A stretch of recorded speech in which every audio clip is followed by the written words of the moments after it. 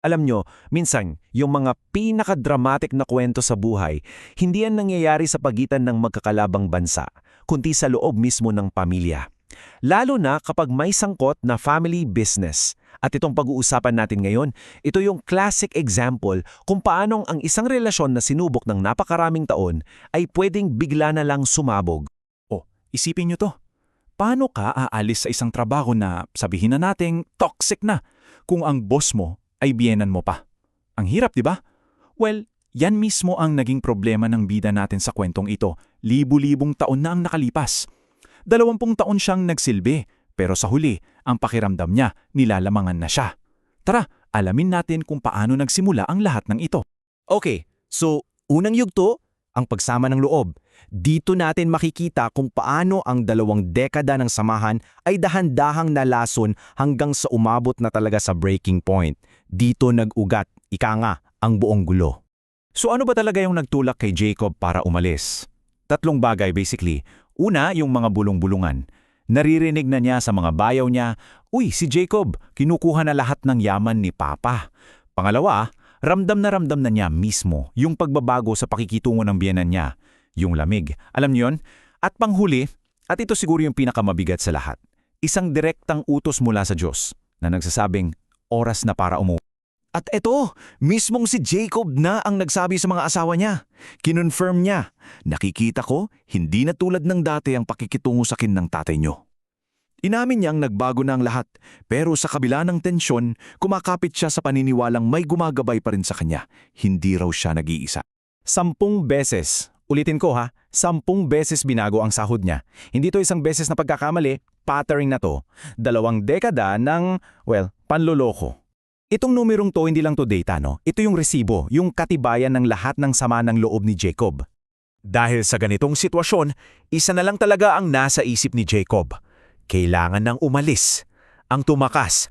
Pero hindi to basta-bastang paglalayas lang Ito ay isang high-stakes na operasyon. At para magtagumpay to, kailangan niyang makuha ang panig ng mga pinakamahalagang tao sa buhay niya, ang kanyang mga asawa. At dito, grabe, ang linaw ng pagkakaiba ng pananaw nila.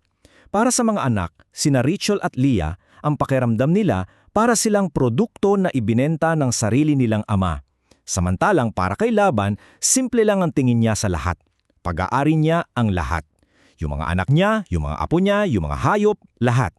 Kaya naman, hindi na nakapagtataka kung bakit buong-buo ang loob ng magkapatid na sumama sa plano ni Jacob. So binuo na nila yung plano, step 1. Nakuha ni Jacob ang yes ng mga asawa niya. Check. Sunod, isinakay ang buong pamilya, hinakot ang lahat ng naipundar na yaman at sinamantala yung moment na wala si Laban. Pero teka, may isang pasabog dito, isang lihim na ginawa ni Rachel, isang hilos na magiging sentro ng pinakamalaking pagtatalo nila mamaya. At syempre, as expected, nalaman din ni Laban na umalis na sila at dito na nagsimula yung habulan. Sa tindi ng galit ni Laban, tinipon niya ang mga kamag-anak at tauhan niya at sumunod agad. The chase is on. 7 araw. Imagine nyo yon. 7 araw silang hinabol sa disyerto. Hindi to basta-bastang pag-uusap lang Isa itong full-on pursuit. Pinapakita nito kung gaano katindi yung galit at determinasyon ni Laban na bawiin ang tingin niya ay sa kanya pa rin. Pero bago pa man sila magpang-abot, may nangyaring hindi inaasahan. Isang babala sa panaginip para kay Laban, direkta mula sa Diyos. At ito yung twist, yung game changer. Dahil dito, yung dapat sanay marahas na komprontasyon, biglang nag-iba ng direksyon.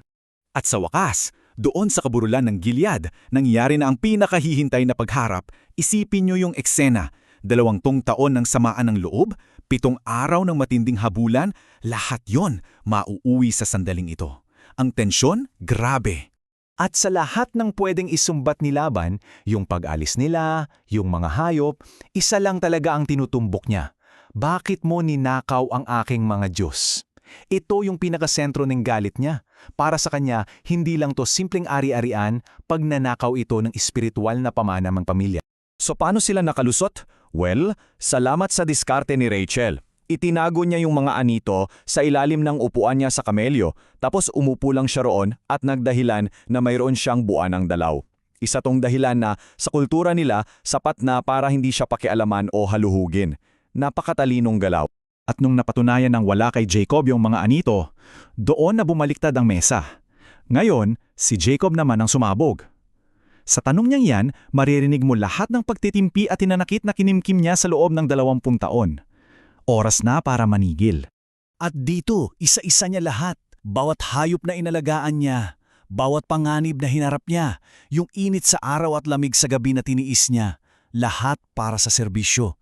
14 na taon para sa mga asawa niya, 6 na taon para sa kawan, at yung 10 beses na panluloko sa sahod. Ang punto niya, malinaw, hindi ako basta umalis, itinulak niyo ako palayo. So after mailabas lahat ng sumbat at sama ng loob, naging malinaw sa kanila, walang mananalo sa away na to. Kaya mula sa mainit na pagtatalo, lumipat sila sa negosyasyon. Oras na para gumawa ng isang formal na kasunduan. Pero hindi to basta usapan lang ha. Ang ginawa nila ay isang tipan o covenant. Ano ba yon? Basically, isa tong sagradong kontrata na may Diyos bilang saksi para masigurong walang sino man sa kanila ang babali sa usapan. Seryosoan to. So anong napagkasunduan nila? Nagtayo sila ng isang bunton ng bato bilang isang physical boundary at naglatag ng mga patakaran. Sabi nila, hindi ako tatawid sa linyang to para saktan ka at hindi ka rin tatawid para saktan ako. Tapos may pahabol pa para kay Jacob. Huwag mong sasaktan ng mga anak ko. Basically, ito yung formal nilang paghihiwalay ng landas. At yun na, doon na nagtapos ang 20 taon nilang ugnayan. Pagkatapos manumpa at magsalusalulo, nagpaalam na si Laban. Isang mapayapa pero malinaw na pinal na pamamaalam. Umuwi si Laban sa bayan niya at si Jacob naman nagpatuloy sa sarili niyang paglalakbay. At dito tayo iniiwan ng kwentong ito. Sa isang tanong na baka, tumatama sa atin. Minsan kasi, sa mga gusot sa pamilya o kahit sa trabaho, ang solusyon ay hindi yung pilit na pag-aayos, kundi yung pagtatayo na malinaw na mga hangganan, parang yung pader na bato na itinayo nila. Ang tanong para sa atin, kailan nga ba ang paglalagay ng distansya ang tanging paraan para magkaroon ng tunay na kapayapaan? Isang bagay na sulit pagnilayan.